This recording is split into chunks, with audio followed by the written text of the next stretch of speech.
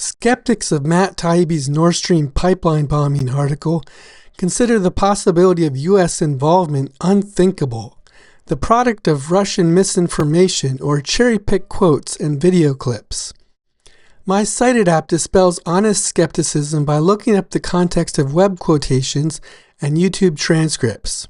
For example, on January 17, 2022, former U.S. Ambassador to Ukraine, John E. Hibbs, criticized Jake Sullivan for not threatening Germany and Russia in strong enough terms about the U.S. government's vow to take out Nord Stream 2 forever. And the Chinese would be saying, well, the fact that we withdrew from Afghanistan at all is a sign of weakness. So we have to be careful about how we analyze the Afghan factor in the current crisis. That's an interesting point. Look, you've been very clear on how you feel about how this administration, the Biden administration, handled the Nord Stream 2 pipeline. You've called it a disaster, their handling of it. That, of course, is the pipeline that is about to carry gas from Russia to Germany. Listen to President Biden's national security advisor, Jake Sullivan, on Friday. There is no gas currently going through the Nord Stream 2 pipeline. There will not be for months at least.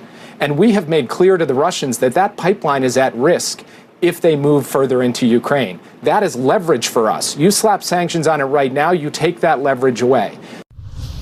Is the Biden administration just simply miscalculating that it has the leverage here? Yes, because the Germans have refused to say so. Right. The defense minister of Germany said last week there's no connection between Russia going into Ukraine and Nord Stream 2. When the German foreign minister was with Blinken in Washington a week or so ago, all Blinken could say was, well, if the Russians go into Ukraine, they may not be able to use Nord Stream 2. May is a signal, as a word that signals weakness. The administration should make very clear right now to Germany and to Russia that if Germany does not stop Nord Stream 2, if Russia goes into Ukraine, the United States will. They'll let the Senate do its work, which the administration, to its disgrace, in my opinion, fought successfully last week.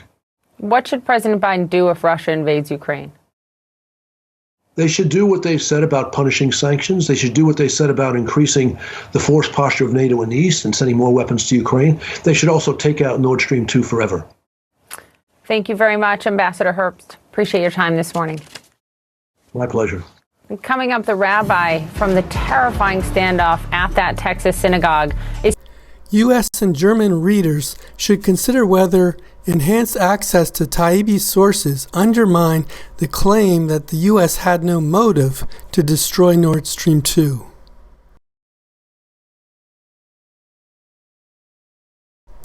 My CiteIt App aims to build trust in responsible writers. It's especially valuable to authors who challenge partisan thought or seek to expand the Overton window. These authors face accusations of misinformation from gatekeepers, groupthink, or skepticism that their quotes might have been taken out of context.